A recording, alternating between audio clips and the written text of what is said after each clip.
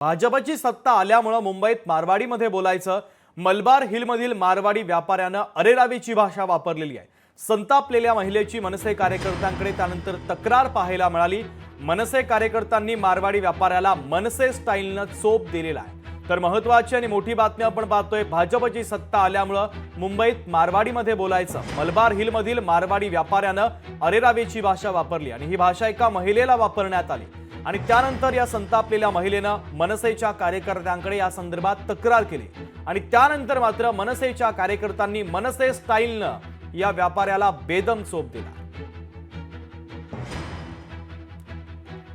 दरम्यान या संदर्भात मंगल प्रभात लोढा यांनी देखील एक महत्त्वाचं ट्विट केलेलं आहे। मंगल प्रभात लोढा आपल्या ट्विटमध्ये काय म्हणतायत आपण पाहूयात।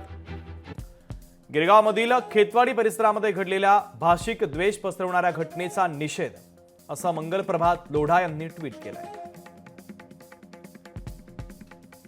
मराठी भाषा ही आपल्या महाराष्ट्राची मातृभाषा आहे, आपली अस्मिता आहे असं देखील लोढा म्हणतात। त्यामुळे इथे मराठीत न बोलता एका ठराविक भाषेत बोला अशी सक्ती कोणी करत असेल तर ते चुकीचं आहे असं मंगल प्रभात लोढांनी म्हटलेलं आहे। भाजपचे नेते मंगल प्रभात लोढांची प्रतिक्रिया, भाजपचं नाव घेऊन असे प्रकार खपवून घेतले जाणार नाहीत असा सज्जड दम देखील लोढा यांनी दिला। आपली मुंबई सर्वांची आहे, परंतु ती सर्वात आधी मराठी माणसाची आहे आणि घडलेल्या घटनेचा जाहीर निषेध मंगल प्रभात लोढांनी केला। सोमवार दिनांक 2 तारखेला मी संध्याकाळी 7:30च्या दरम्यान ह्या महादेव स्टोर या माणसाच्या दुकानात मी गेले। ह्या माणसाला मी तरीही त्याची चुकी असताना 3 वेळा विचारलं। हा बोलतो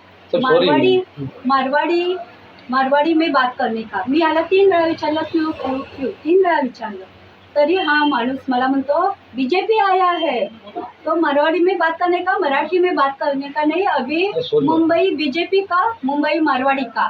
तर आता ह्याच्यावर तोडगा काय?